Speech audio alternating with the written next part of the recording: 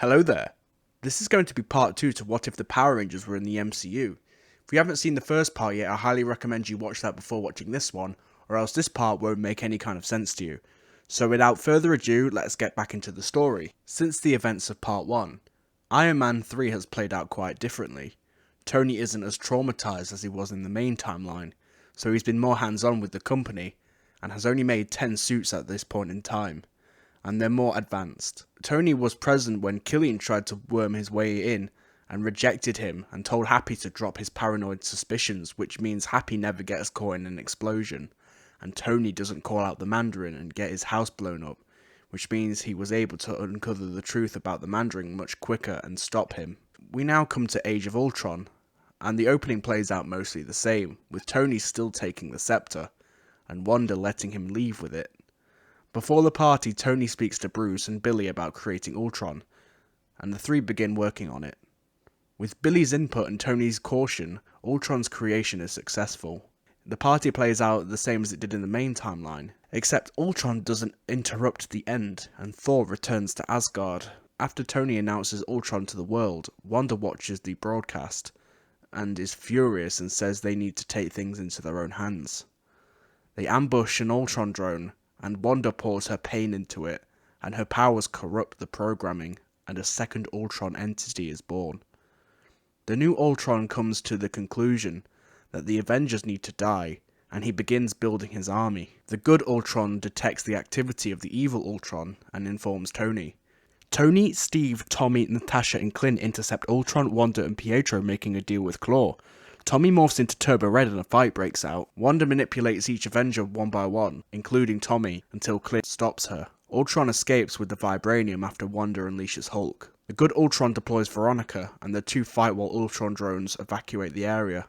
The Avengers then take Hulk together, and are able to knock him out. The Avengers retreat to the tower and go on lockdown to lick their wounds. Meanwhile, evil Ultron continues to build his army, and builds a Vibranium body for himself, and marches his army alongside Wanda and Pietro through New York. Tony, Steve, Tommy, Natasha, Clint, Bruce, Jason, Rhodey, and Sam assemble with the Ultron drones to back them. The battle breaks out and Tommy and Jason morph into Zeo Ranger 5 and Zeo Gold using the Master Morphers. The damage is immeasurable, and Wanda spots a child screaming and covering his ears, and sees a ceiling about to collapse on him. She breaks off from fighting Jason to catch the rubble, and Jason is slightly stunned by this. Wanda flies to Ultron, who is fighting Tony and Tommy, to tell him to stop because innocents are getting hurt, and Ultron blasts her, telling her collateral damage was always inevitable to achieve their goal. Wanda says this isn't what she wanted. Pietro hears this and looks to Wanda, and the two nod to each other. Wanda lifts Ultron into the air and throws him to the ground. Tommy launches himself at Ultron to follow up, and Tony follows. Wanda runs into a building and collapses to the ground, and Pietro is helpless to comfort her. Jason arrives and removes his helmet, and Wanda repeats that it's all her fault, and people are dying, and Jason responds telling her sure it's her fault, but what's done is done, and what matters now is what she does in the present. He tells her that she can either run and hide, or she can face her guilt and regret head on and put things right, and that's all any of them can do. Jason stands up and puts his helmet back on, and returns to the action. Wanda thinks to herself for a second and looks to her brother, who nods back, and they both walk out the building together and attack the evil Ultron drones. Eventually the Avengers back Ultron into a corner, and Tony, Tommy, and Jason all blast him, but it's not enough. Wanda steps forward and uses all of her strength to lift Ultron into the air and crush him. The rest of the Avengers take the surviving drones down, and Jason vouches for Wanda and Pietro, and they officially join the team. The team disbands except for Tommy, Steve, and Natasha, who remain to train Jason, Rhodey, Sam, and Wanda, and Pietro to work as part of the team. This is the end of part 2.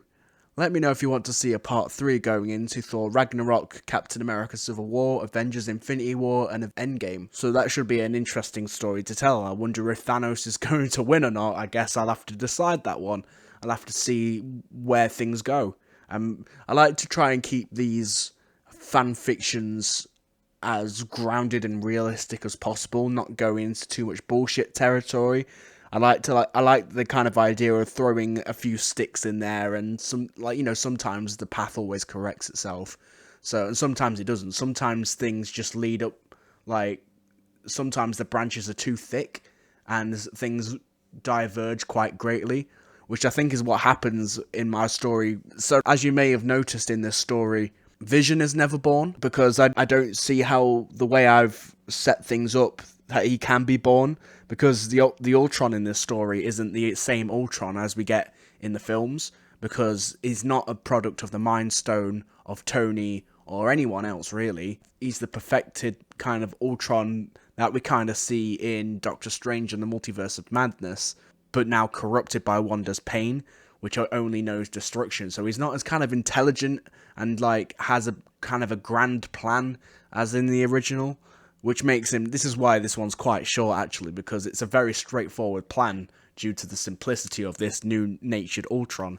But yeah, it means we don't get Vision, and obviously Thor gets back to Asgard with the Mind Stone, so that might affect how Infinity War plays out if Thanos never attacks Earth for the Mind Stone. So yeah, we'll have to just see where this goes. So thank you everyone for watching. I'll see you guys. I'll aim to get another video out for next Friday. I'm going to record that tomorrow, so it's pre-recorded already. And I'll try and get my review for Ahsoka Episode 7 out next Saturday when I'm back from being away. So thank you all very much for watching. Have a great day or night wherever you are. So yeah, that's it. Bye.